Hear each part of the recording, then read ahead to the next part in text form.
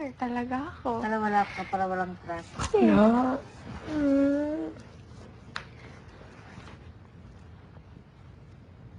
Sige, ibuhos mo lang. Dito, ganito na, no? Ibuhos mo lang. Paano ka susunod? Sigaw mo yan, te. Eh, oo, te. Iyak mo sining ka. Anong magagawa mo kapag... Ayun, tingnan mo yung kakahapon, di ba? Parang, yung ano ko lang, yung parang karamay ko, yung swimming ko lang talaga. Kaya galit na galit ako sa tubig kahapon. Parang gusto kong pakalunod. Bubus mo talaga sa isang tingin. Oo, Ako nag-jogging ako minsan kapag stress ako.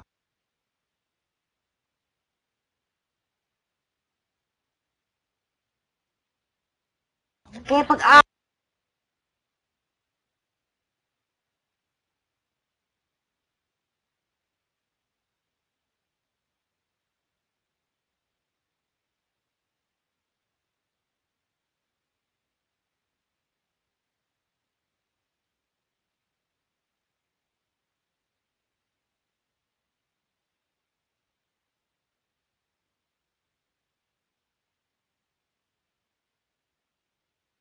Naman talaga ako, okay lang sa akin yun as a cream. Pero, ang thing kasi doon, ang aral, kailangan mo manghiram.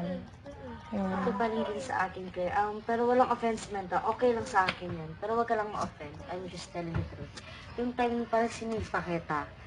Oo, kasi, di ba nandun yung tatlo, si Ives, si Kuya Ryan, tsaka si Kuya Kit. Yung sinabi mo sa akin na, may kapalit agad si Tom, o para kanina ba yun kay Tom, kay Ives ba talaga, o para kay Tom? Parang na-offend ako kasi, oh my God. Buti nga hindi ko alam kung nandiyan ba si Tom. Nandun si Tom, Nandun ba nakaupo. si Tom? Wala na sa Wala na sila. wala na. Wala na. Kasi na ano, kasi parang, sa party, syempre babae ako, parang ayoko lang pinapangunahan ako. Para bang, kasi yung na-feel ko that time, parang mapapahiya ako kay Tom. What if sabihin nila, uy, si Claudette, parang gusto ko pala ni Claudette, ayoko lang.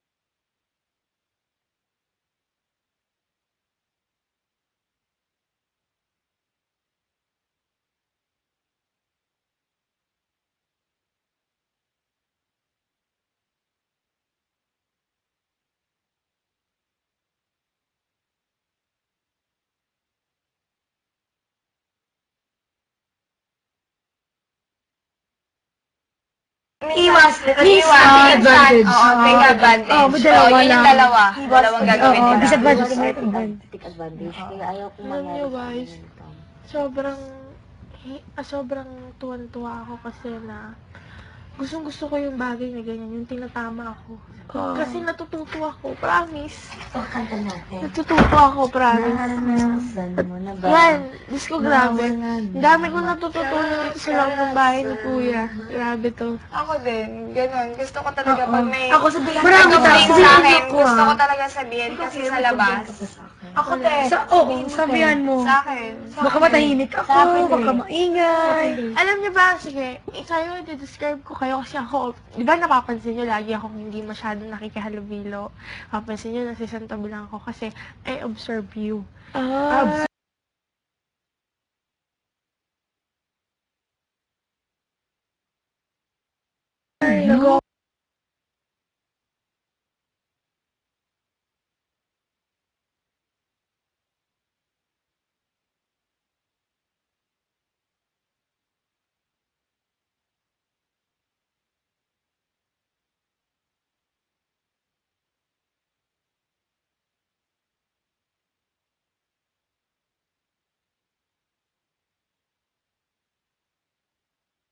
Sobrang grabe, wala akong masabi Deliver sa nga po ng nanay, si Ate Berta. Wanted Oo, nanay. sobrang bait niya. Halos naman kayo lahat sobrang bait niyo. Si Claudette, grabe ka. As in, na-shock ako sa ugali mo. Na, sobrang madaldal ka. What? Oo! Pero, alam mo, gustong-gusto ko yung ganon. Gustong-gusto ko yung ganon. Kasi ako, di ba, nung first day, ang ingay ko. Ang daldal. Hype na Oh, hype na. Kasi sobrang excited ako sa bahay ni Kuya. Tapos parang, natutuwa ako sa sarili ko kasi napapatawa ko kayo, napapasaya ko kayo. Tapos nung second day na tayo, medyo nag-observe na ako ng mga ugali ng bawat isa na napansin ko si Claudette sobrang jolly niya, sobrang pagkabakla niya.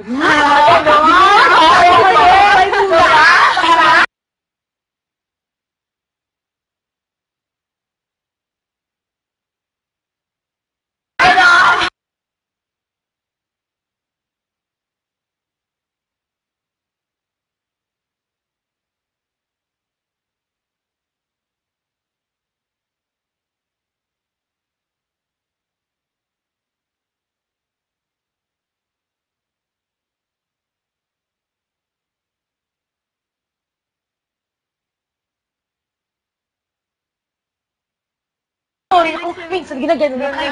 Hindi kami sige, ginamasahe ko na kasi wala akong ginaganon ko. Tapos si Nika naman, napansin ko kay Nika. Si Nika nung una napapansin ko na malungkot siya. Na minsan napapansin ko na humaharap. Pareho kasi ginararamdaman. Oo. Kaya nga tinawag ko siyang kambal eh. Oo. Kasi minsan nakikita ko siya na sabi ko, si Nika, yung feeling ni Nika, nararamdaman ko kasi minsan humaharap niya sa salamin. Kunyari, nag-aayos. Pero kausap niya na yung salamin. Tingnan mo yan. Oo, Kaya magwawala na yan. Oo, tapos napapansin ko sa kanya, parang naghahanap lang siya ng kakausapin. Pero walang lumalapit sa kanya na parang, uy, Nika, mano ka na. Yung siya yung kumukusang lumalapit. Kaya yun, naiintindihan ko siya kahapon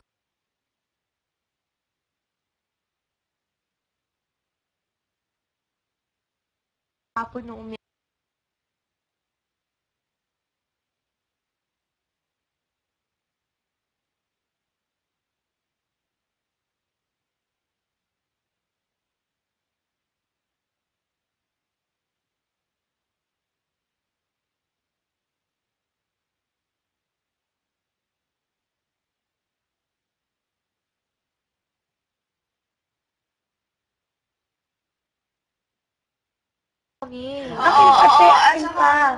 Oo. Yung kay Karen, syempre nung una, medyo nagkaano tayo. So parang hindi tayo nagkakaintindihan. Napapansin ko na sa'yo na hindi mo ako niyayakap. Kung kakausapin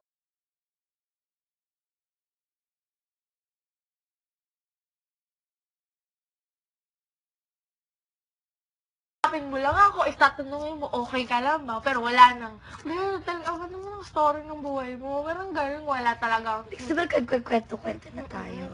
Yun, wala talaga ako na ano sa'yo. Tapos na tayo nag-complain kay Kuya. So yun, tapos nung kahapon, binabati tayong dalawa ni Kuya. Kasi dahil doon sa ginawa natin na sa bahay ni Kuya, nagkakaroon tayo ng girls ng humility sa loob ng bahay ni Kuya na nagkakaintindihan tayo. Oo, binabati tayo ni Kuya. Sobrang natutuwa daw si Kuya sa atin.